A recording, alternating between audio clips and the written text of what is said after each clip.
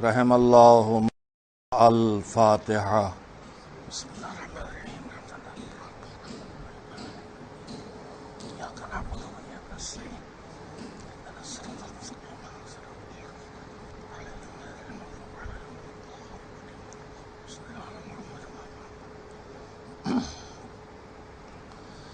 اعوذ باللہ من الشیطان اللعین الرجیم. بسم اللہ الرحمن الرحیم. الحمد للہ رب العالمین والعاقبۃ للمتقین والجنۃ للمؤمنین والنار للملحدین والصلاة والسلام علی سید الانبیاء والمرسلین سیدنا و نبینا و شفیعنا ابی القاسم محمد و آلہ الطیبین الطاہرین المعصومین المظلومین واللعنۃ الدائمۃ الباقیۃ علی اعدائہم اجمعین من الآن الی یوم الدین. اما بعد فقال الامام الصادق علیہ السلام: العامل علی غیر البصیرۃ کالسائر الی السراب لا تزید سرعۃ سیرہ الا بعدا. صلوات بھیجیں محمد وعلی محمد علیہ السلام پر. مرحوم کے ایصال ثواب کی مجلس ہے. ان کی روح کی ترحیم کے لیے ایک بار سورہ حمد اور 3 بار سورہ توحید کی تلاوت فرما دیں. مرحوم کا نام ہے سید ظفر عباس ابن سید حسن عباس.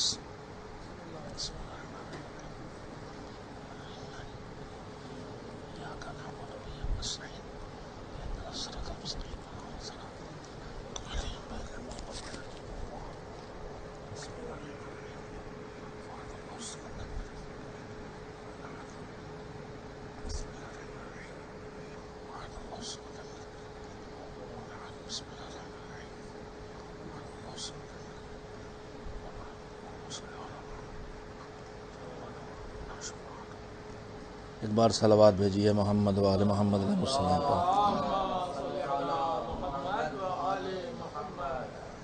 مجلس ایصال ثواب ہے، یعنی یہ عبادت اس لیے کی جا رہی ہے کہ اس سے جو اجر و ثواب حاصل ہو اسے اس مرحوم تک پہنچایا جائے جن کے ایصال ثواب کے لیے یہ مجلس رکھی گئی ہے. میں نے اس وقت کی اس مجلس میں جس موضوع پر گفتگو کرنے کا ارادہ کیا ہے اللہ کی توفیق سے، وہ میرا موضوع یہ ہے کہ ہم آپ جو صاحبان ایمان ہیں وہ سب اس بات کو مانتے ہیں کہ ہماری دنیا کی زندگی کے بعد ایک آخرت کی زندگی ہے،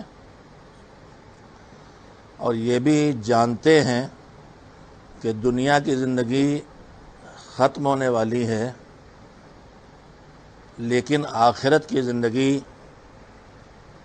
جس کے 2 حصے ہیں، یا آخرت کی زندگی کا حصہ خدا نہ کرے جہنم کی زندگی ہے، یا آخرت کی زندگی انشاءاللہ جنت کی زندگی ہے. آخرت کی جو بھی زندگی ہے وہ ختم ہونے والی نہیں ہے. دنیا کی زندگی چاہے جیسی ہو، چاہے بہت شاندار اور اچھی اور آرام دہ اور نعمتوں میں ڈوبی ہے تب بھی ختم ہو جانے والی ہے، اور چاہے انتہائی درجہ تکلیفوں میں، مشکلات میں، دشواریوں میں گزر رہی ہے تب بھی ختم ہونے والی ہے۔ تو جب ختم ہونے والی ہے تو نعمتوں میں ڈوبے ہوئے کو کبھی اپنے آپ کو دھوکے میں نہیں لانا چاہیے کہ ہم تو نعمتوں والے ہیں اور اتنا نعمتوں میں ڈوب جائے آخرت کو بھول جائے۔ اور جب ختم ہونے والی ہے تو مصیبتوں میں پھنسے ہوئے انسان کو کبھی مایوس نہیں ہونا چاہیے کہ ہمیں ان مصیبتوں سے نجات کہاں ملنے والی ہے۔ اسے ہمیشہ امیدوار رہنا چاہیے کہ آخرت کی زندگی باقی ہے، یہ مشکلوں کی زندگی کٹ جائے گی۔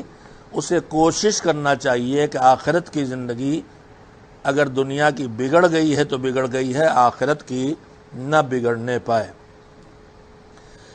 یہ طرز زندگی ہمارا ہونا چاہیے، دنیا کے ساتھ آخرت کا خیال رکھ کے جئیں۔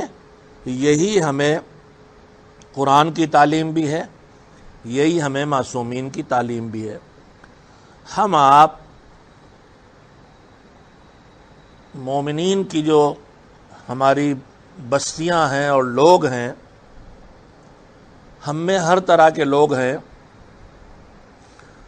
کچھ وہ ہیں جو زیادہ وقت اور زیادہ توجہ ان کی دنیا کے کاموں پہ ہے، آخرت پہ نہیں ہے۔ ایک صلوات بھیجیں محمد والے۔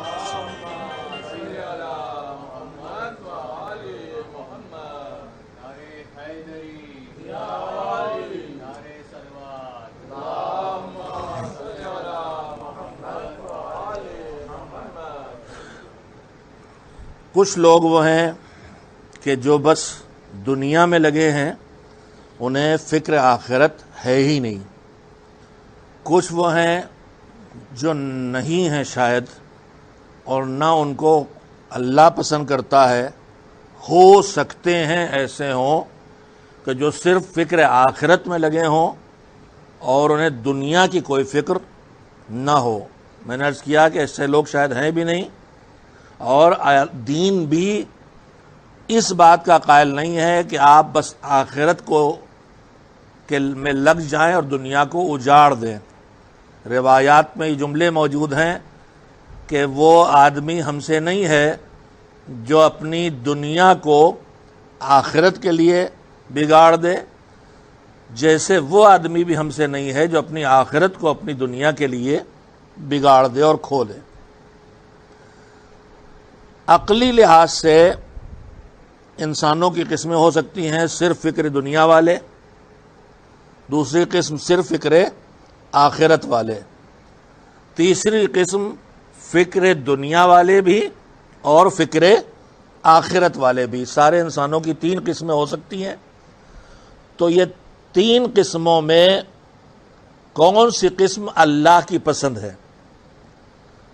ہم آپ نمازوں میں ایک دعا ہمیشہ قنوت پڑھتے رہتے ہیں، ربنا آتنا فی الدنیا حسنۃ وفی الآخرۃ حسنۃ وقنا عذاب النار۔ یہ ہماری دعاؤں میں شامل ہے، لیکن یہ آیتیں ہیں قرآن مجید کی، اور جہاں سے یہ آیتیں ہم نے اپنے دعاؤں میں شامل کی ہیں، اس آیت سے پہلے آیت ہے، اللہ نے انسانوں کی قسمیں بیان کی ہیں۔ بسم اللہ الرحمن الرحیم، وَمِنَ النَّاسِ مَن يَقُولُ رَبَّنَا آتِنَا فِي الدُّنْيَا حَسَنَةً وَمَا لَهُ فِي الْآخِرَةِ مِنْ خَلَاقٍ۔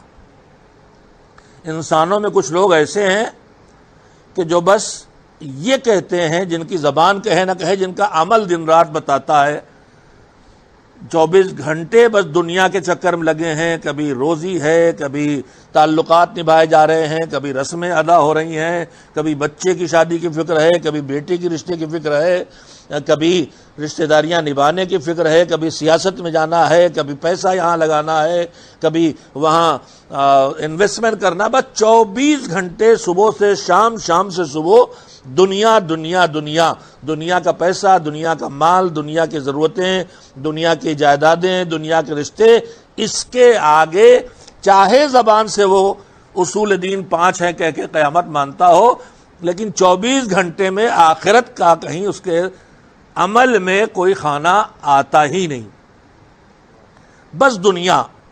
ہمارے درمیان ایسے بہت لوگ ہیں جن کی 24 گھنٹے میں نہ آپ کو بھی ان کو بارگاہ خدا میں حاضر پائیں گے نماز میں، نہ کسی مجلس میں دکھائی دیں گے، نہ کسی کے کام آتے دکھائی دیں گے، نہ کسی بیمار کی عادت کے لیے جاتے دکھائی دیں گے، جائیں گے تو دنیا داری کے لیے جائیں گے، اس کے پاس جس کے پاس جا کے کچھ ان کی بن سکے۔ انہیں ہر کام دنیا کے لیے کرنا، یہاں تک کہ دین کے کام بھی دنیا کے لیے کرنا ہے۔ اگر یہ مجلس بھی کرتے ہیں اور تبرک میں خوب خرچہ کرتے ہیں تو اس لیے نہیں کہ اللہ کی راہ میں دینا چاہتے، اس لیے کہ ان کا نام ہو۔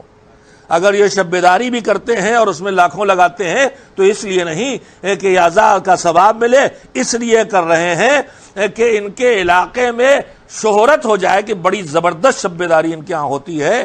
تو یہ دین کو بھی آخرت کو بھی دنیا کا ذریعہ بنائے ہوئے ان کی زندگی چاہے لفظوں سے نہ کہیں، عملی طور پہ کہہ رہی ہے کہ ربنا آتنا فی الدنیا حسنہ، پروردگار بس مجھے دنیا میں جو کچھ اچھا ہے وہ سب دے دے۔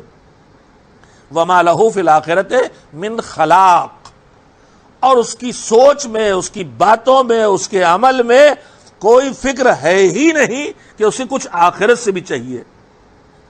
ہمارے درمیان کتنی بڑی تعداد اس وقت دکھائی دے رہی ہے جو اپنی دنیا کی چھوٹی سی دنیا خود ہی چھوٹی ہے، 70 سال کی زندگی ہے، 80 سال کی زندگی ہے، 100 سال کی زندگی ہے، اس کے بعد آخرت ہے نہ مٹنے والی۔ اس چھوٹی سی دنیا کی کسی بہت چھوٹی سے چیز کے لیے آدمی اپنے آپ کو بیچے دے رہا ہے۔ خالی 2-4 سال کے لیے کسی کمپنی کے کسی چیئرمین ہو جائیں، کسی گورنمنٹ میں کسی شعبے کے، کہیں منسٹر ہو جائیں، کہیں ایم ایل اے ہو جائیں، کہیں ہمارا منسٹر صاحب کے ساتھ خالی تصویر چھپ جائے، چھوٹی چھوٹی چیزوں کے لیے اپنے دین کو، اپنی آخرت کو لوگ بیچ رہے ہیں۔ ہمارے ابھی سامنے ہے کہ دنیا میں کیا بن جائے گا اور کیا پالے گا وہ جس نے قرآن کریم کے کلام خدا ہونے سے انکار کر دیا ہے، جو جناب ابراہیم پہ اعتراض کر رہا ہے۔ ہمارے درمیان ہے کہ نہیں ہے؟ اور یہ تو ایک کھل کے سامنے آ گیا۔ کتنے ایسے ہیں جو اسی طرح کے ہیں، ہاتھ جوڑے کہیں کھڑے ہیں، کہیں لڈو بانٹ رہے ہیں۔ یہ دین فروش لوگ یہ کیا ہیں؟ یہ دنیا کی کسی چھوٹی سی چیز کے لیے، بلکہ امید میں خالی اس کے اسے بیچے دے رہے ہیں اپنی آخرت کو۔ مجھے ایک جملہ یاد آتا ہے، میں چوتھے امام حضرت زین العابدین علیہ السلام کا کام کی بات ہے۔ چوتھے امام نے فہرست گنائی ہے کچھ لوگوں کی کہ جن سے کبھی انسان کو دوستی نہ کرنا چاہیے۔ ان میں سے ایک مثلا یہ ہے کہ جو بیوقوف آدمی ہے، بیوقوف سے دوستی نہ کرو۔ دیکھیے، بیوقوف کے کام آنا، بیوقوف کی مدد کرنا الگ بات ہے، دشمنی نہیں کرنا اس سے، لیکن بیوقوف کو دوست نہ بناؤ۔ کیوں؟ اس سے کیا ہوگا؟ فرمایا ہوگا یہ کہ یہ بیوقوف تمہیں فائدہ پہنچانے کے چکر میں نقصان پہنچا دے گا۔ یہ ہوتا ہے، نادان دوست بڑا نقصان پہنچاتے ہیں۔ شیخ سعدی کا ہے جملہ فارسی، کس کا مجھے یاد نہیں، کہ دانا سمجھدار دشمن بھی بیوقوف دوست سے اچھا ہے۔ یعنی بڑا سمجھدار دشمن اتنا نقصان نہیں پہنچا پاتا جتنا بڑا نقصان بیوقوف دوست پہنچا دیتا ہے۔ انہی میں دوستیوں میں، انہی میں ہے کہ اور کس سے دوستی نہ کرو، کہا کنجوس سے دوستی نہ کرنا، اس لیے کہ کنجوس جب تمہیں ضرورت ہوگی اس وقت تمہیں نہیں دے گا۔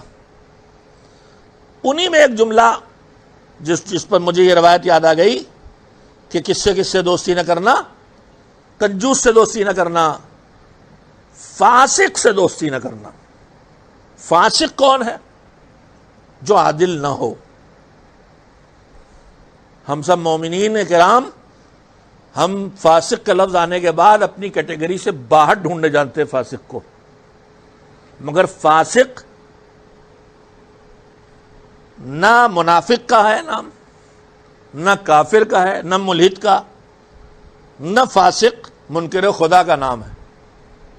فاسق مومن کی ایک قسم ہے۔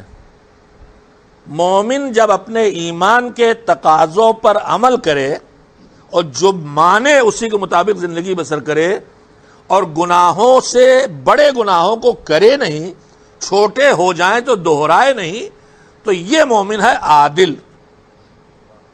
اور جو عادل نہ ہو، یعنی جو گناہ کبیرہ کرے، کوئی نماز قضا کر رہا ہے، کوئی روزے چھوڑ رہا ہے، کوئی خمس نہیں نکال رہا ہے، کوئی جھوٹ بولنے کا عادی ہے، کوئی غیبت میں لگا رہتا ہے، تو پھر یہ گناہ کبیرہ کر رہا ہے تو یہ عادل نہیں ہے، تو کیا ہے؟ فاسق ہے۔ اس کے علاوہ بیچ میں کوئی دو لفظ نہیں ہے، کوئی تیسری قسم نہیں ہے، یا مومن ہے عادل یا مومن ہے فاسق۔ فاسق جب تک تھوڑا شرمائے، تھوڑا چھپائے، تھوڑا گناہوں کے جھجک تھوڑی بہت کہیں دائیں بائیں اس کے دکھائی دے، تب تک وہ فاسق کہلائے گا۔ لیکن اگر یہی گناہ کھلم کھلا کرنے لگے، بے حیائی کے ساتھ کرنے لگے، تو یہ کہلاتا ہے فاجر، جو اور بری قسم ہے۔ تو عادل بھی، مومن، فاسق بھی، فاجر بھی، تینوں ایمان والوں کی قسمیں ہیں۔ منافق کی قسم، منافق تو ہے، وہ تو عقیدے میں خراب ہو گیا ہے۔ مسلم بھی جو مومن نہیں، وہ آدھے عقیدے میں، ان کی بحث نہیں ہو رہی، کافر تو منکر ہی ہے عقیدے میں، تو جو عقیدے میں درست ہے عمل کے میدان میں یہ عادل ہے یا فاسق۔ مولانا غلام عسکری اللہ مقامہ ایک جملہ کہتے تھے کہ خالی پیش نمازی میں عدالت شرط نہیں ہے، کورٹ میں جاؤ، قاضی کے ہاں جاؤ تو وہاں گواہ میں کون ہوگا؟ عادل۔ کسی چاند نکلنے کی خبر کون دے گا؟ عادل کی بات مانی جائے گی۔ طلاق ہوگا تو وہاں اس کا گواہ کون بنے گا؟ عادل کی بات مانی جائے گی۔ وہ کہتے تھے اس کا مطلب یہ ہے کہ دین یہ نہیں کہہ رہا ہے کہ بس مولانا صاحب کو عادل ہونا چاہیے، دین قوم کی ہر فرد کو عادل دیکھنا چاہتا ہے، فاسق قوم میں نہیں ہونا چاہیے۔ تو فاسق وہ ہے جو گناہ کرے، نماز چھوڑ رہا ہے فاسق، روزہ چھوڑ رہا ہے فاسق، خمس نہیں نکال رہا ہے تو فاسق ہے۔ یہ ہے بڑے گناہ۔ داڑھی مونڈنا گناہ کبیرہ نہ صحیح، گناہ صغیرہ ہے، لیکن جو روز داڑھی مونڈ رہا ہے تو وہ چھوٹے گناہ کو مسلسل دوہرا رہا ہے، اور جو چھوٹے گناہ کو دوہرائے وہ بھی فاسق ہے۔ اکثر لوگ لڑتے ہیں داڑھی میں اتنا زور کیوں ہے، داڑھی پہ اتنا زور یہ ہے، اب بات آ گئی ہے تو سن لے، صلوات بھیجیں محمد والے محمد علیہ وسلم۔ توجہ دیں، میں قیمتی بات عرض کرنا چاہتا ہوں معصوم کے ارشاد کی روشنی میں۔ لوگ اکثر کہتے ہیں کہ اتنے بڑے بڑے گناہ آپ لوگ ان کو نہیں ٹوکتے، داڑھی پہ پیچھے پڑے رہتے ہیں ہمیشہ، اس کی وجہ سن لیجئے۔ میرے عزیزو، انسان کبھی گناہ کرتا ہے اپنے نفس کے دباؤ میں آ کے، کبھی ماحول کے دباؤ میں، کبھی نفس کے دباؤ میں، کسی طرح کے دباؤ میں آ کے گناہ کرنا، اور کبھی آدمی پر کسی طرح کا دباؤ نہیں ہوتا لیکن وہ پھر بھی گناہ کرتا ہے صرف حکم خدا سے لاپرواہی اور بے توجہی کی وجہ سے۔ یہ دو طرح گناہ ہوتے ہیں، ایک نہیں عادت ہے، نہیں چاہتے مگر کر بیٹھے گناہ، نہ محرم پہ نگاہ رک گئی، نفس نے دباؤ ڈالا، زبان چل پڑی، کسی کی توہین ہو گئی، نفس نے دباؤ ڈالا، تو کہیں ماحول اور کہیں نفس کا دباؤ ہوتا، اور کہیں آدمی بغیر کسی وجہ کے بے سبب صرف حکم خدا سے لاپرواہی کی وجہ سے گناہ کرتا ہے۔ نماز کے چھوڑنے والے کے لیے روایات میں ایک حصہ روایات کا وہ ہے کہ جو یہ کہتی ہیں کہ وما بین الکفر والایمان الا الصلاۃ، نماز کفر اور ایمان کے درمیان کے فاصلہ نماز کے علاوہ کچھ نہیں ہے۔ یہ روایت کیا کہہ رہی ہے؟ یہ روایت یہ کہہ رہی ہے کہ جب آدمی نماز چھوڑتا ہے تو وہ کفر کے حدود میں داخل ہو رہا ہے، ایمان کے حدود سے خارج ہو رہا ہے۔ تو ترک نماز کو کفر کے حلقے میں شامل کیا گیا روایات میں۔ اس کے برخلاف جو روایت ہے اس میں پوچھنے والے نے پوچھا ہمارے چھٹے امام حضرت جعفر صادق علیہ الصلوۃ والسلام سے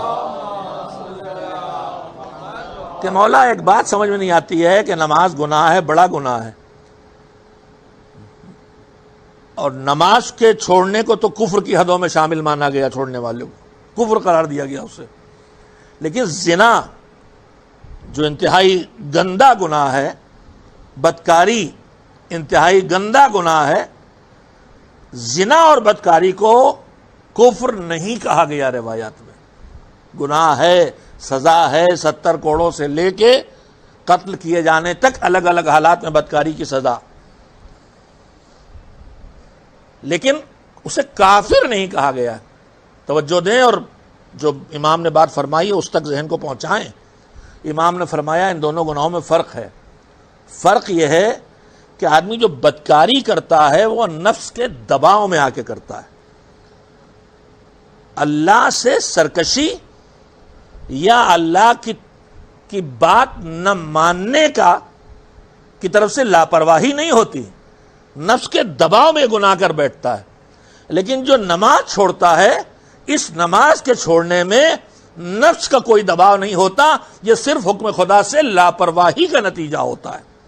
تو چونکہ حکم خدا سے لاپرواہی یہاں آتی ہے، لہذا اس گناہ کو، اس جرم کو بڑا بنا دیتی ہے. میں نے ایک جگہ روایت پڑھی، بد نصیب ہوتے ہیں لوگ. قرآن مجید کہتا ہے کہ ہم سے بہت سے لوگ ہدایت نہیں پاتے اور بہت سے لوگ ہم سے اور گمراہی ان کی بڑھ جاتی ہے. اور یہ ہدایت پانے کی صلاحیت پیدا ہوتی ہے اچھے کاموں کے کرنے سے اور برائیوں سے بچنے سے. اور اچھی بات سے بھی گمراہی پیدا ہو جائے، یہ آدمی اس پستی میں تب پہنچتا ہے جب وہ گناہوں کا کثرت سے عادی ہو جائے. ایک جگہ میں نے مجلس میں بات پڑھی برسوں پہلے، تو ایک بڑے میاں آئے کہ اللہ مولانا اب تو آپ نے زنا کو بڑا ہلکا کر دیا. اب ان کی یہ سوچ ہے. معصومین کے ارشادات میں اس طرف تو میں یہ وضاحت کر دوں کہ اس روایت میں بدکاری کے گناہ کو کوئی کم نہیں کر دیا گیا ہے، لیکن بتایا یہ گیا ہے کہ ایک گناہ ہوتا ہے نفس کے دباؤ میں، بہکائے میں کسی کے آ کے، ماحول کا شکار ہو کے، اور جس میں بے توجہی، بے لاپرواہی. ایک گناہ جہاں نفس کا دباؤ، نہ ماحول، کچھ نہیں، بس اللہ کی طرف سے بالکل لاپرواہ ہے، اسے خیال ہی نہیں کہ میرے مالک کی نافرمانی ہو رہی ہے. تو وہ پھر نافرمانی نہیں رہ جاتی، وہ بن جاتی ہے بغاوت. داڑھی مونڈنا نفس کے دباؤ میں نہیں ہے. داڑھی مونڈنا وہ گناہ ہے چاہے چھوٹا ہی کیوں نہ ہو، لیکن پلان کر کے کیا جا رہا ہے کہ آج بھی کیا، کل بھی کریں گے، پرسوں بھی کریں گے، نرسوں بھی کریں گے. تو پھر یہ اللہ کے مقابلے میں سرکشی ہے اور بغاوت ہے. اور دوسری بات یہ ہے کہ یہ وہ گناہ ہے جس کو کرنے والا خود بھی کرتا ہے اور دوسروں کو بھی اس گناہ کی راہ دکھاتا ہے. پروردگار عالم نے اس مسئلے میں بھی فرق کیا ہے. کا گناہ ہو جائے تو چھپا کے رکھو، پھیلاؤ نہیں. اور صاف حکم دیا ہے کہ لا یحب اللہ الجہر بالسوء، اللہ ہرگز یہ پسند نہیں کرتا کہ اگر تم نے گناہ کیا ہے تو اس کا شور مچاؤ، اسے چھپاؤ. تم مذہب چھپانے گناہ نہ کرو، کر بھی بیٹھو تو چھپاؤ، اسے پھیلاؤ نہیں. اب اگر کوئی اس گناہ کو اس طرح انجام دے کہ دوسروں کے اندر اس گناہ کا خیال پیدا ہو تو یہ ڈبل مجرم ہو گیا. ایک خود اللہ کی نافرمانی کر رہا، دوسرے گناہوں کے راستے پہ ڈال رہا ہے. اس لیے ایسے گناہوں پہ زیادہ ٹوکا جاتا ہے، چاہے داڑھی مونڈنا اپنی جگہ گناہ صغیرہ کیوں نہ ہو. ایک صلوات بھیجے محمد و آل محمد. میں نے بات کہاں سے شروع کی تھی؟ میں عرض یہ کر رہا تھا کہ فاسق سے دوستی سے منع کیا ہے. آدمی اپنی آخرت کو کاہے کے لیے چھوڑ سکتا ہے، کس چیز کے لیے چھوڑ سکتا ہے؟ تو روایت کہتی ہے کہ چوتھے امام نے فرمایا کہ فاسق کو کبھی دوست نہ بنانا، یعنی جو عادل نہ ہو اسے دوست نہ بنانا، جو بڑے گناہ کرتا ہو اس سے دوستی نہ کرنا، جو گناہوں کو دہراتا ہو اس سے دوستی نہ کرنا. کیوں؟ سنیں اس کا نقصان کیا ہونے والا. فرمایا اس لیے کہ جو فاسق آدمی ہے، یہ فاسق انسان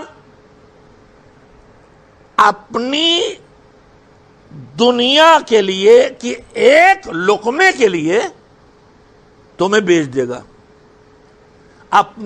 یہ فاسق تمہیں اپنی دنیا کے ایک لقمے کے لیے بیچ دے گا، اور اس کا ایمان فرمایا اس سے بھی کم تر میں بیچ دے گا. یہ جو اللہ کا گنہگار بندہ ہے، جو گناہ اس لیے کرتا ہے کہ اسے پرواہ نہیں اللہ کی، یہ تمہیں بیچ دے گا ایک لقمے بدلے، اور اس سے بھی کمتر کے بدلے۔ معصوم سے پوچھا گیا مولا اس سے کمتر کیا؟ کہا ایک، توجہ دیں جملے کو محسوس کریں، فرمایا کہ ایک لقمے کی لالچ میں تمہیں بیچ دے گا، پائے اور چاہے نہ پائے، خالی ایک لقمے کی لالچ میں بھی تمہیں بیچ دے گا۔ تو یہ دنیا والے ہیں جو دنیا میں لگے ہیں اور دوسروں کو بھی دنیا دار بناتے ہیں اور دنیا کے چکر میں اس سے آگے نہیں جاتے۔ قرآن مجید کہتا ہے ایک انسانوں کی قسط تو ہے بس دنیا میں لگے ہوئے لوگ۔ یہ سال سوال کی مجلس ہے نا، ایک جوان کی موت ہوئی ہے، ناگہانی موت جو کہلاتی ہے، آدمی دنیا میں ہے اور ایک دم سے آخرت میں چلا گیا، کسی کے بارے میں کچھ پتہ نہیں، تو ہمیں زندگی کیسی بسر کرنا چاہیے؟ تو ایک طریقہ زندگی ہے ربنا آتنا فی الدنیا حسنہ وما لہ فی الآخرۃ من خلاق، بس دنیا کا زندگی، آخرت کی کوئی فکر نہیں۔ دوسرا کون ہے؟ ومنہم من یقول، دوسرے لوگ وہ ہیں، دوسری قسم وہ ہے جو کہتی ہے ربنا آتنا فی الدنیا حسنہ وفی الآخرۃ حسنہ، اے میرے پروردگار ہمیں دنیا بھی نیکی عنایت فرما اور ہمیں آخرت میں بھی اچھائی تک پہنچا، دنیا میں بھی اچھائی، آخرت میں بھی اچھائی، یہاں بھی گھر وہاں بھی گھر، یہاں بھی روزی وہاں بھی روزی، یہاں بھی عزت وہاں بھی عزت، یہاں بھی سکون وہاں بھی سکون، یہاں بھی آرام وہاں بھی آرام۔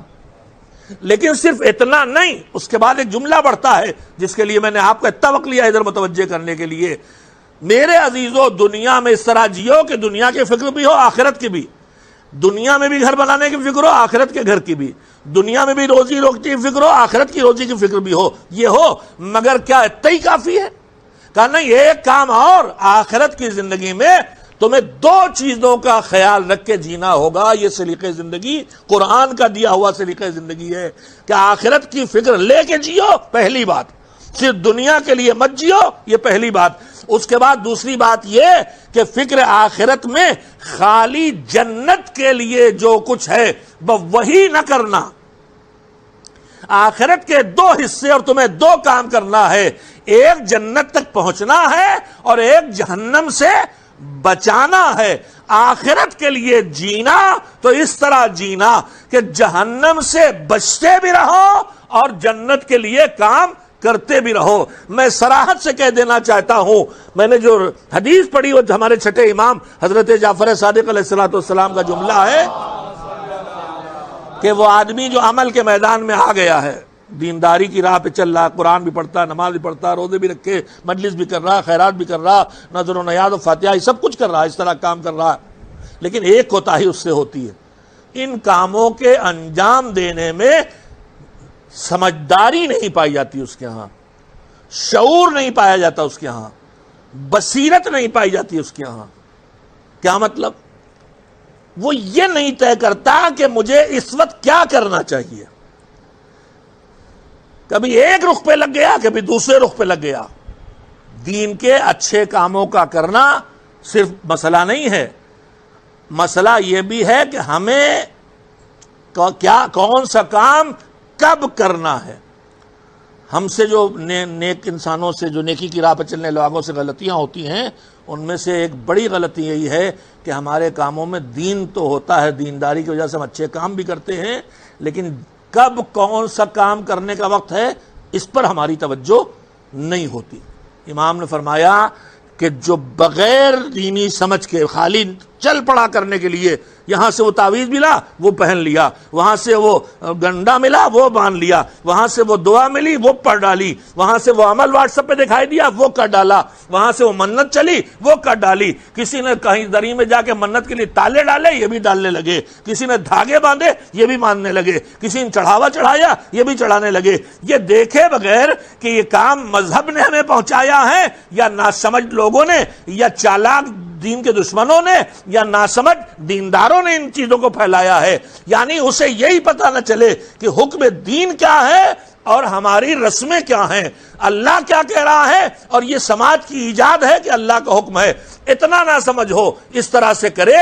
تو امام فرماتے ہیں کہ اگر کبھی کسی ریگستان میں سفر کیا ہو نہ کیا ہو تب بھی آپ محسوس کر لیں گے، ریگستان میں دھوپ جب پڑتی ہے تیز گرمی میں تو پانی چمکتا ہے، لگتا ہے پانی، ریت چمکتی لگتا ہے پانی بھرا ہے۔ تیز گرمی میں ہم لوگ اپنے راستے ملک میں بھی سڑک پہ ڈامر کی روڈ پر بھی اس منظر کو دیکھتے ہیں، جب تیز گرمی ہوتی ہے تو دور ڈامر ایسے چمکتا ہے جیسے ذرا سے سڑک جو ہے اس میں گڈھا اور پانی بھرا ہو۔ لیکن وہ پانی اتنی دور رہے گا جتنی دور ہے، آپ چلتے رہیے وہ آگے آگے آپ کے چلتا رہے گا۔ امام نے مثال دی کہ اگر کوئی کسی ریگستان میں پھنسا ہو اور اس کو تجربہ نہ ہو تو ریت دور سے چمکے گی تو اسے لگے گا کہ پانی بھرا ہے۔ اس کو عربی میں اردو میں کہتے ہیں سراب، شین سے شراب نہیں، سین سے سراب، یعنی چمکتے ہوئے ریت کے ذرات جو دور سے دیکھ کے پانی لگتے ہیں۔ امام نے فرمایا کہ یہ بتاؤ کہ اگر کوئی ریت کو دیکھے چمکتا ہوا اور اسے پانی سمجھے اور اس کے پیچھے دوڑ پڑے تو دوڑے گا تو کیا نتیجے نکلیں گے؟ دو روایتیں یہاں پر ہیں۔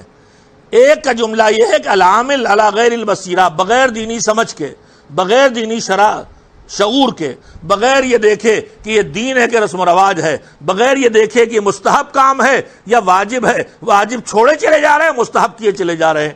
مثلا نماز واجب قضا ہو جائے تو ہو جائے، نماز سب پڑھ رہے ہیں۔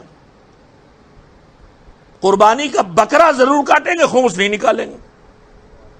8 محرم کو زبردست حاضری چڑھائی جا رہی ہے حضرت عباس کی، اور پیسے سے خمس کبھی نہیں نکلا ہے۔ مسلح خرید کے لائے، اس پہ کھڑے ہو کے نماز پڑھ رہے ہیں، اور اس مسلح میں جو پیسہ لگا اس کا خمس نہیں نکلا تھا۔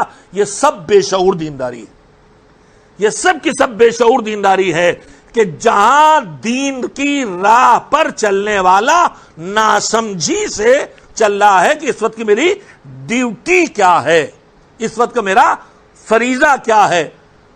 امام کہتے ہیں کہ جب دین کو سمجھے بغیر تم دین کو اپناؤ اور عمل کی زندگی میں پھاند پڑو اور آنکھیں مون کے جو کرتے دیکھو دوڑ پڑو، تو اس آدمی، اس عمل کرنے والے، یعنی اس جو بھی دینداری کا کام اپنے خیال میں کر رہا ہے، یہ سارے کام کرنے والے کی مثال اس انسان کی جیسی ہے کہ جو کسی ریگستان میں سراب کو، چمکتی ریت کو پانی سمجھ کے اس کے پیچھے دوڑے، تو اس کے دو نتیجے ہوں گے۔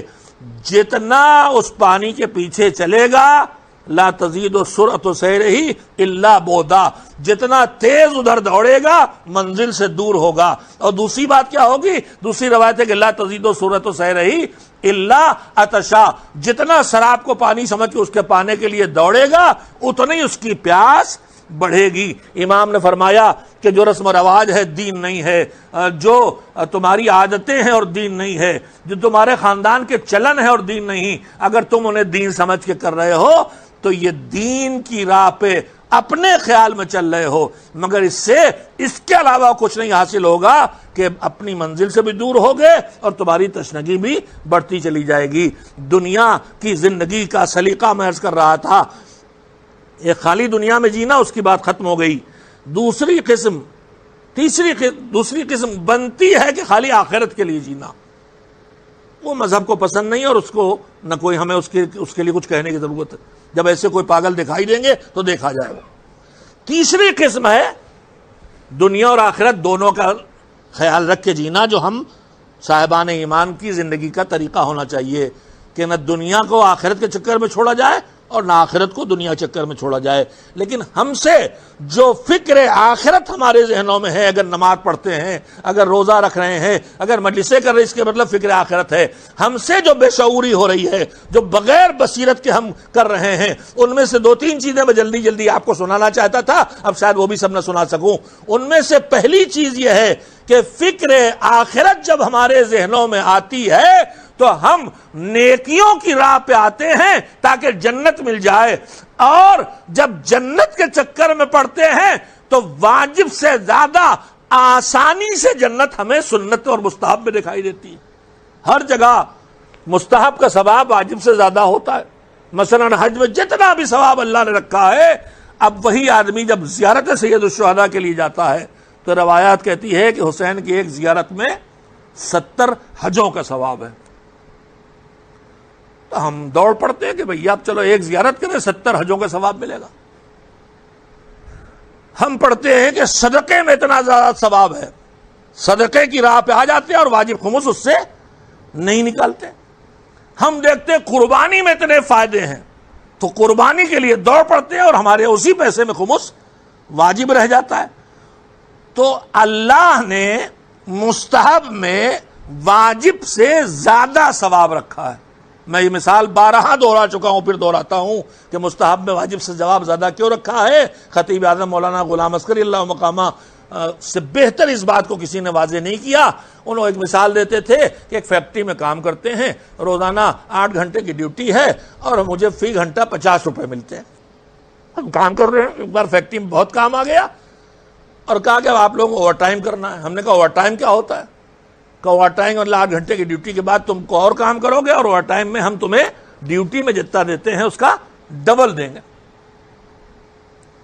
تو جتنا ڈیوٹی میں مل رہا ہے اوور ٹائم میں اس کا ڈبل دیا جا رہا ہے۔ خطیب اعظم تابازارہ فرماتے تھے کہ واجب کے مقابلے میں اللہ نے مستحب اور سنت کا ثواب اسی لیے زیادہ رکھا ہے کہ ڈیوٹی واجب ہے ڈیوٹی اور مستحب ہے اوور ٹائم، ثواب اس کا زیادہ ہے، ہونا چاہیے کہ جو تمہارے اوپر لازم نہیں، ضروری نہیں، کمپلسری نہیں، وہ بھی تم کر رہے ہو تو ڈبل ملنا چاہیے۔ لیکن اس کے بعد جو مثال دل کو اندر تک پہنچ جاتی ہے، دماغ کے اندر تک قبضہ کر لیتی ہے، وہ فرماتے تھے کہ اب جو اعلان ہوا کہ اوور ٹائم کے ڈبل ملیں گے تو ہم دوڑے گئے مینیجر کے پاس، ہم نے کہا ہم کل سے خالی اوور ٹائم کریں گے۔ کیوں؟ اس لیے کہ ڈبل ملے گا۔ تو وہ کہیں گے بسم اللہ گیٹ آؤٹ۔ کیا ہوا؟ کہا آپ ڈیوٹی نہیں کریں، خالی اوور ٹائم کریں گے۔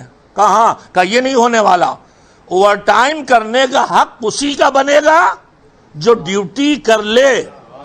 تو مستحب کے زیادہ ثواب کے چکر میں ہم مستحبات پہ لگ گئے، نذر، فاتحہ، صدقہ، امام ضامن، حاضری اور قربانی اور نہ جانے کیا کیا جتنے مستحبات ہیں ادھر ہماری توجہ بڑھ گئی، اسی کو اس کا ثواب زیادہ ہے۔ اور جو واجبات تھے ہمارے، اس میں زکوٰۃ، اس میں فطرہ، اس میں خمس، ان چیزوں سے ہم پیچھے ہو گئے اس لیے کہ ہمیں لگا کہ اس میں ثواب کم ہے۔ یہ پہلی ناسمجھی کا وہ فیصلہ ہے جو نقصان پہنچاتا ہے مومن کو۔ واجب کرنے کے بعد ہی مستحب کرنے کا آدمی حقدار بنتا ہے، یہ ایک بات۔ دوسری جو ہم سے ناسمجھی اور بے شعوری دین کے معاملات میں ہوتی ہے، میں اس میں ختم کر رہا ہوں، وہ ناسمجھی اور بے شعوری یہ ہے کہ ہم جب دین کی طرف اور فکر آخرت میں آتے ہیں تو جنت کے لیے ہم سب کچھ کرتے ہیں اور نیکیاں پڑھتے ہیں، یہ کرو جنت، یہ کرو جنت، یہ کرو جنت، تو ہماری توجہ ساری کی ساری جنت کی طرف ہو جاتی، اور ہم جتنی فکر نیکیاں کرنے کی کرتے ہیں اس سے بہت کم فکر ہماری گناہوں سے بچنے کی ہوتی ہے۔ ہمارے دینداروں کے بیچ میں دیکھ لیجیے، پابندی سے نماز جماعت پڑھنے والے، تلاوت قرآن کرنے والے، مجلسوں میں فریاد و گریہ کرنے والے، یہی جب نکل کے آتے ہیں تو ان سے زیادہ کوئی لوگوں کو ستانے والا نہیں دکھائی دیتا۔ مقدمے بازی یہ فرما رہے ہیں، نمازی بھی ہیں، مقدمے باز بھی ہیں، گریہ بھی کرتے ہیں، مومنین کے اوپر الزام تراشیاں بھی کرتے ہیں۔ تو ان کے اندر جذبہ خیر تو بڑھا ہے، نیکیاں کرنے کا جذبہ بڑھا ہے، لیکن گناہوں سے بچنے کی فکر اتنی نہیں ہوتی۔ اللہ ہم سے کہہ رہا ہے کہ صرف دنیا کی میں بھلائی نہ چاہو، آخرت کی فکر بھی کرو، آخرت کے لیے وہ کرو جو تمہیں حسنہ، نیکی، بھلائی، جنت، نعمت تک پہنچائے، مگر صرف نیکیاں کر کے حسنات تک خود کو پہنچانا کافی نہیں ہے، تمہیں دوسرا بھی کام کرنا ہوگا۔ وَمِنْهُمْ مَن يَقُولُ رَبَّنَا آتِنَا فِي الدُّنْيَا، ہم قنوت بچپن سے پڑھتے ہیں، کبھی شاید غور بھی نہ کیا ہو کہ اے پروردگار آتنا فی الدنیا حسنہ، ہمیں دنیا میں اچھی کام کرنے دے اور اچھائیوں تک پہنچا، وَفِي الْآخِرَةِ حسنہ، اور ہمیں آخرت میں بھی بھلائیوں اور خوبیوں تک پہنچا، مگر اتنا ہی نہیں، وَقِنَا عَذَابَ النَّارِ، اور ہمیں جہنم کی آگ سے بچا۔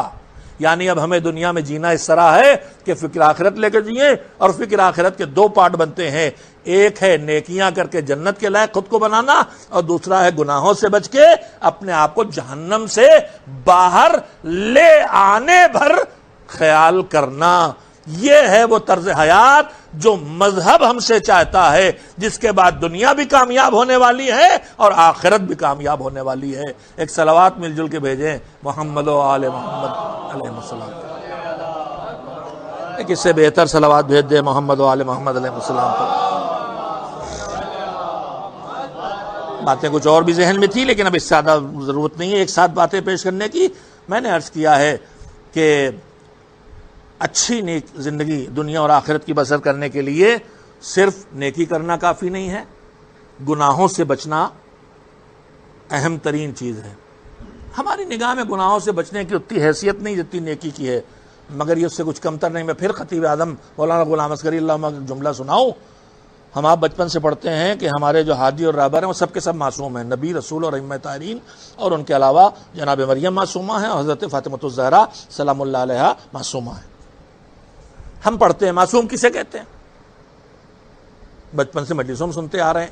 معصوم اسے کہتے ہیں جو کوئی گناہ نہ کرے، معصوم اسے کہتے ہیں جس سے کوئی خطا نہ ہو، معصوم اسے کہتے ہیں جس سے کوئی لغزش نہ ہو، جس سے کوئی بھول نہ ہو، جس سے کوئی چوک نہ ہو. تو جتنی باتیں معصوم کے لیے کہی گئیں وہ کیا ہے؟ نہ ہو، نہ ہو، نہ ہو. معصوم کسے کہتے ہیں؟ یہ نہیں آیا ہے کہ جو نیکیاں کرے. معصوم کسے کہتے ہیں؟ جو واجبات کو نہ چھوڑے، معصوم کی انجام دے سارے. معصوم کسے کہتے ہیں؟ جو سارے مستحبات کو انجام دے. معصوم کسے کہتے ہیں؟ جو سارے اخلاقی چیزوں کو اپنائے. معصوم کی تعریف میں جو تذکرہ آیا ہے وہ نیکیاں کرنے کا نہیں آیا ہے، برائی اور گناہ سے بچنے کا تذکرہ آیا ہے. تو سوچئے جب گناہ سے بچنا عصمت کی منزلوں کی چیز ہے تو پھر ہمارے لیے بھی گناہ سے بچنے کی قیمت نیکیاں کرنے سے زیادہ ہے. اس لیے کہ اگر ہم گناہوں سے خود کو بچا سکے تو اس کے بعد ہماری کوئی ایک نیکی بھی ہمیں جنت تک پہنچا سکتی ہے. ایک صلوات بھیجیں محمد و آل محمد علیہ السلام.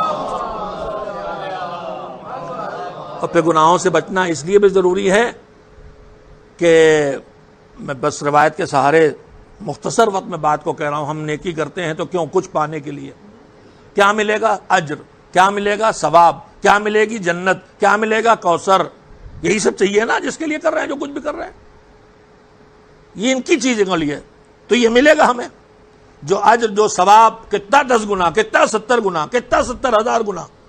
تو جتنا اجر، جتنا ثواب ہمیں ملا ہے، اس اجر اور ثواب کو صرف پا لینا کافی ہے یا اس کے آگے بھی کچھ فکر کرنا ہے؟ ہم آپ ساری محنت کرتے ہیں، مثلا دولت کماتے ہیں، دولت کمائی، روپیے رکھے، کمائے، سونا لے آئے، چاندی لے آئے، جائیدادیں خرید لی، تو کیا خالی کمانے پہ لگ کے بس اس کے آگے کچھ نہیں؟ نہیں، ہمیں فکر ہوتی ہے کہ جس چیز کو محنت سے کمایا ہے اور قیمتی ہے اسے صرف کمانا ہی نہیں ہے، اسے بچانا بھی ہے. کماتے اپنی محنت سے، بچاتے کس سے؟ ڈاکو سے، چور سے، بدماش سے، ظالم سے، غاصب سے. تو 2 کام کرنا ہوتے ہیں، ایک کمانا، ایک بچانا. گناہ کا خطرہ 2 جگہ ہے. پہلا خطرہ یہ ہے کہ نیکی پر ثواب اور اجر ہر ایک کو نہیں ملتا. اگر ہم کوئی بھی نیکی کو اچھا کام، نماز پڑھی، تلاوت کی، قرآن پڑھا، دعا کی، مجلس کی، تو کیا ہم مطمئن ہیں کہ اب یہ ہمیں جنت دلائے گا؟ نہیں، جنت دلانے کی شرط یہ ہے کہ ایسا ہو کہ اللہ قبول کرے، تب تو دلائے گی جنت. اللہ قبول ہی نہ کرے تو کس کام کی؟ اگر یہ مجلس مکاری میں کر رہا ہوں، پڑھ رہا ہوں میں دکھاوے کے لیے کہ بہت بڑا خطیب ہوں میں، یا خدا نہ کرے آپ آئے ہیں کسی اور غرض دنیا سے مجلس میں، تو دنیا کے کام آدمی اگر اللہ کی مرضی اور اس کی قربت کے علاوہ کسی اور نیت سے کرے تو کسی کام کے نہیں. تو میرا نیکی کرنا کافی نہیں ہے. نیکی مجھے وہ دلوائے گی جو مجھے اس سے لینا ہے، لیکن تب جب اللہ قبول کرے. قبول ہونے کی شرطوں میں ایک بڑی شرط ہے تقوی. قرآن مجید کہہ رہا ہے انما یتقبل اللہ من المتقین. اللہ نیکی قبول کرے گا مگر صرف تقوی والوں سے. تقوی کیا ہے؟ تقوی یہ ہے کہ واجب نہ چھوٹے اور حرام نہ ہو. یعنی تقوی آتا ہے گناہ چھوڑنے سے، تقوی آتا ہے گناہ چھوڑنے سے، اور جب تقوی ہوگا تبھی نیکی قبول ہوگی. تو اب گناہوں سے بچنے کی قیمت پہچانیے.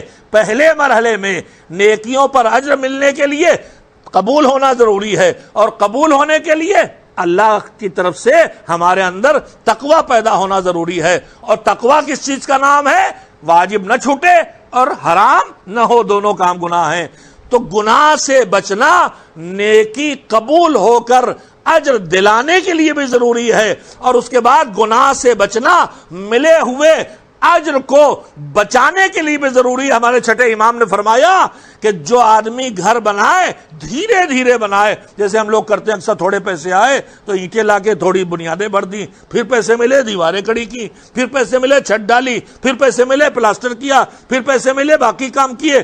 اسی طرح سے امام نے فرمایا کہ اگر تم گھر بناؤ دھیرے دھیرے بناؤ، چاہے ایک دن بن کے تیار ہو جائے گا، لیکن اگر ہم بیوقوف ہیں، ہم نے بغیر نقشے گھر بنوایا، اچھا نہیں لگا توڑوا دیا، پھر گھر دیواریں کھڑی ہوئی، پھر کہا یہ غلط ہو گیا، پھر توڑو۔ تو بناتے بھی ہیں توڑتے بھی ہیں، بناتے بھی ہیں توڑتے بھی ہیں، تو کتنا ہی تیز بنائیں، یہ گھر کبھی بن کے تیار ہونے والا نہیں ہے۔ چھٹے امام نے فرمایا کہ اگر گھر بناؤ اور نہ توڑو تو ایک نہ ایک دن یہ گھر بن کے تیار ہو جائے گا، لیکن اگر گھر بناتے بھی رہو اور توڑتے بھی رہو تو یہ گھر کبھی تیار نہیں ہو پائے گا۔ فرمایا مثال اس کی ہے کہ اگر نیکیاں کرو چاہے تھوڑی سے بھی ہوں، مگر گناہ نہ کرو تو یہ نیکیاں بچی رہیں گی، لیکن نیکیاں بھی کرتے رہو اور گناہ بھی کرتے رہو تو یہ نیکیاں منہدم ہوتی رہیں گی، مٹتی رہیں گی، اور جنت میں تمہارا گھر کبھی بن کے تیار نہیں ہو پائے گا۔ بس میں بات کو یہیں پہ ختم کرتا ہوں میرے عزیزو، عیسیٰ سوا کی مجلس تھی اس لیے میں نے باتیں عرض کر دی کہ میرے عزیزو، ہم جو دنیا میں زندگی بسر کر رہے ہیں وہ اس طرح ہونا چاہیے کہ دنیا بھی بنی رہے، آخرت بھی بنی رہے، اور آخرت کی فکروں میں ہمیں دو تین چیزوں کا دھیان دے کے جینا ہے۔ نمبر ایک یہ کہ نیکیوں کے چکر میں آ کے صرف مستحب کاموں کو نہ کریں، اس سے پہلے واجبات کو انجام دیں، اور دوسرا یہ کہ جنت کے چکر میں آ کے خالی نیکیاں نہ کریں، خود کو گناہ سے بچا کے جینے کی عادت ڈالیں، اس لیے کہ گناہ نیکیوں کو قبول ہونے سے بھی روکتا ہے، اور گناہ نیکیوں کو کھا جاتے ہیں اور ان کا بچے رہنے کے دشمن ہیں۔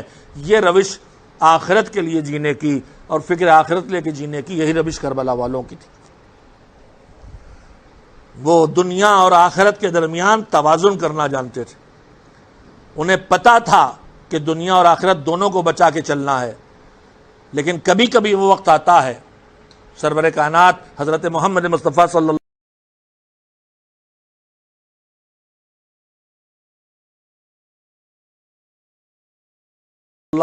علیہ وآلہ وسلم کا جملہ ہے کہ تمہاری دنیا کے کام اور آخرت کے کام ساتھ ساتھ چلتے رہیں گے، تمہارا کاروبار بھی چلے گا، تمہاری ایمانداری بھی چلے گی، تمہاری تعلقات بھی چلیں گے، اللہ کی نماز بھی ہوتی رہی، ساتھ ساتھ چلتا رہے گا، اس میں کوئی مشکل نہیں ہے۔ لیکن کبھی کبھی ایسا ہوگا کہ معاملہ اس کے بیچ میں ہے کہ یا دنیا جائے یا آخرت جائے، تو حضور نے فرمایا میری پسند یہ ہے کہ میں دنیا کو اس لائق سمجھتا ہوں کہ وہ چلی جائے مگر آخرت نہ جانے پائے، تو دنیا اور آخرت دونوں کو ساتھ لے کے چلنا ہے، لیکن جب دنیا آخرت سے ٹکرائے تو پھر دنیا کو کنارے لگا کے آخرت کو اپنا لینا ہے۔ یہ کربلا کا پیغام ہے۔ کربلا میں جب بین معاملہ دائر ہوا، ان کی دنیا اور آخرت کا مسئلہ نہیں ہے، آنے والی قوم نسلوں کی دنیا اور آخرت کا مسئلہ اور ان کی آخرت بچانا ہے، تو انہوں نے پھر اپنی دنیا کی فکر نہیں کی، اولاد قربان کی، مال سروں سے چادریں چھن گئیں، جان سوکھے گلے پہ خنجر چلنے دیا، اور اپنی عزت و وقار کی بھی فکر نہیں کی، بس یہ کہ دین بچ جائے۔ انہوں نے دین بچانے کے لیے سب کچھ قربان کر دیا، اپنا دین بھی بچانا ہے، آنے والی نسلوں کا بھی دین بچانا ہے۔ وہ فکر آخرت لے کے جیے اور اس طرح سے جیے کہ جو ان کے سب سے عزیز ذخیرے تھے ان کے لیے بھی، ایک بوڑھے ماں باپ موجود ہیں، ایک جوان کی حادثاتی موت ہوئی ہے۔ میرے عزیزو، کربلا میں قربانی دینے کی راہ میں وہ جگہ بھی دکھائی دیتی ہے کہ جہاں حسین نے جب اس مجاہد کو بازو پکڑ کے رخصت کیا ہے تو بے چین ہو کے ہاتھوں کو اٹھا کے اور چہرہ آسمان کی طرف کر کے کہا تھا، پروردگارا اب اسے تیری راہ میں بھیج رہا ہوں کہ جو صورت و سیرت و رفتار و گفتار سب میں تیرے رسول سے بہت ملتا تھا، اور جب میرا دل رسول کی زیارت کے لیے تڑپتا تھا تو میں اسے دیکھ لیتا تھا۔ کون بیٹا ہے؟ اکبر ہیں، جسے صبح سے حسین جانے کی اجازت نہیں دے رہے۔ کیوں؟ اس لیے نہیں کہ سب سے زیادہ چاہتے ہیں اس لیے روک رہے ہیں، جان بچی رہے نہیں، کربلا کے میدان میں شہید سب کو ہونا تھا، جو جلدی شہید ہو گیا اس پہ کم مصیبتیں پڑیں، جو دیر میں شہید ہوا وہ زیادہ دیر بھوکا رہا، زیادہ دیر پیاسا رہا، زیادہ زخم اٹھائے۔ اسی لیے دیکھیں گے حسین سے جو زیادہ قریب تھے وہ زیادہ دیر میں شہید ہوئے ہیں۔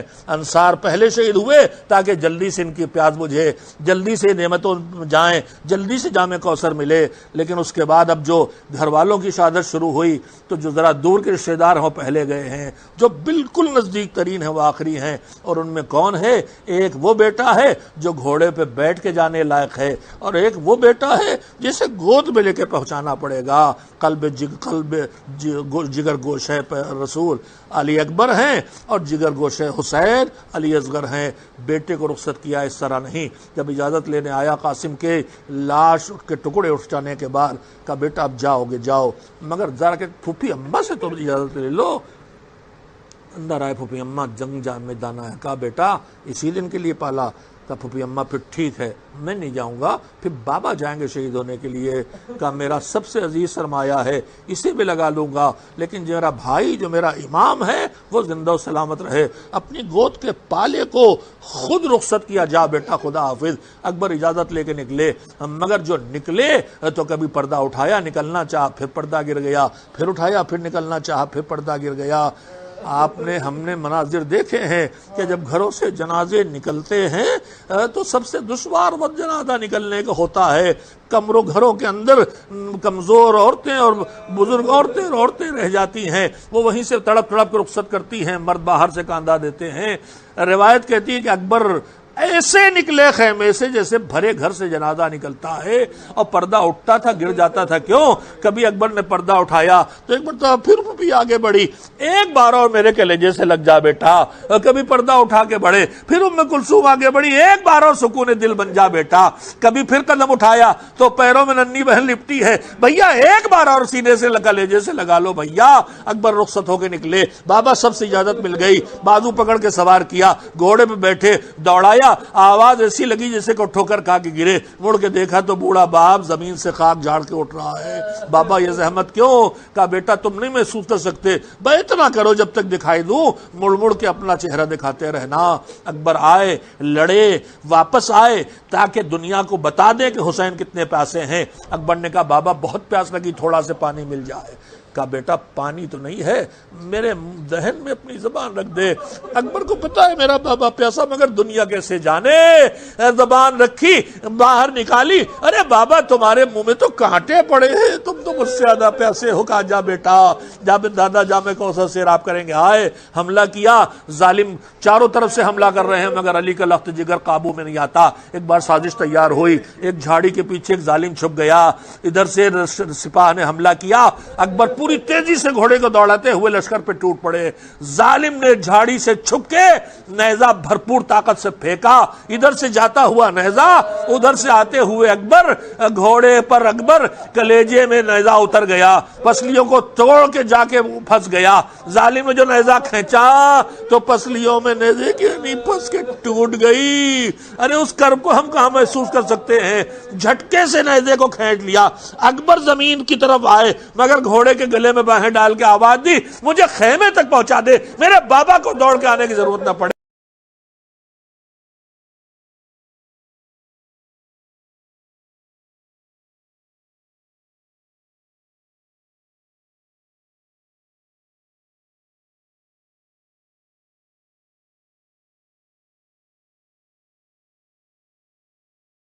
گھوڑا نکلنا چاہتا ہے مگر چاروں طرف سے ظالم تلواریں برسا رہے ہیں۔ ارے روایت کے الفاظ ہیں کہ قطعوہ اربن اربا، زندگی میں اکبر پر تلواروں کے اتنے وار کیے کہ ان کے جسم کے ٹکڑے بوٹی بوٹی بن گئے، زمین پہ آگے اب سکت نہیں۔ بابا آخری سلام، حسین پہنچے، گود میں سر اٹھا کے رکھا، بیٹا کیا حال؟ کہا دادا جامع کوثر لیے کھڑے، بس زندگی ختم ہے۔ بابا آپ امام ہیں، مجھ سے بہتر جانتے ہیں، سینے میں برچھی کا پھل اذیت دے رہا ہے، نکل جاتا۔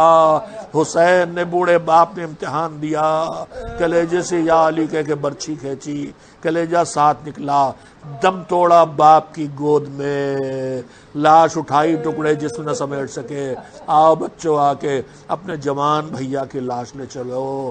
بھائی کی لاش لے کے آئے بچے، خیموں میں کوہرام برپا، واہ علی اکبرا واہ حسینہ، وسيعلم الذين ظلموا أي منقلب ينقلبون ألا لعنة الله على القوم الظالمين اللهم تقبل منا انك انت السميع العليم۔ پروردگار اس مجلس اعزا کو اپنی عبادت قرار دے، اسے قبول فرما، اس سے جو اجر و ثواب ہمیں حاصل ہو، معبود ہم محمد و آل محمد کی خدمت میں ہدیہ کرتے ہیں، اس سے جو مزید اجر ملے وہ مرحوم کی روح تک پہنچا دے۔ پروردگار جو دنیا سے چلے گئے ان پہ مغفرت فرما، جو اس پر زمین پر ظلم و ستم کا بے انتہا ظلم کا شکار ہیں، بھوک سے بچے مر رہے ہیں یمن جیسی جگہوں پر، پروردگار یمن سے لے کے عراق تک، سیریا سے لے کے فلسطین تک ظالموں کے ظلم کو روک دے، مظلوموں کو حمایت و حفاظت فرما۔ پروردگار جو بیمار انہیں شفا عنایت فرما، جو بے روزگار انہیں روزگار عنایت فرما، جو بے اولاد انہیں اولاد عنایت فرما۔ پروردگار یہ جو وبا آئی ہے کورونا کی، معبود اب اس سے انسانیت کو نجات دے دے، ہمارے ان گناہوں کو معاف کر دے جس گناہوں کے رد عمل کے طور پر ان بلاؤں کا ہم شکار ہو رہے ہیں۔ پروردگار دین کی دشمن دین مٹانے پہ لگے ہیں، عصر غیبت میں دین کی حفاظت کرنے والے ہمارے فقہا، علماء، مراجع کرام، بالخصوص آیت اللہ العظمیٰ سیستانی اور آیت اللہ العظمیٰ رہبر انقلاب خامنئی کی حفاظت فرما، امام کے ظہور کے حالات فراہم فرما، ہم کو ان کے آوان و انصار میں شامل فرما اور اس لائق بنا کے بعد ظہور ان کی خدمت میں حاضری دے سکیں اور ان کے اوامر کی اطاعت کر سکیں۔ ایک بار سورہ حمد اور 3 بار سورہ توحید کی تلاوت فرما کے پھر سے ہدیہ فرما دیں مرحوم جن کا نام میں لے رہا ہوں، سید ظفر عباس ابن سید حسن عباس۔ بسم اللہ الرحمن الرحیم۔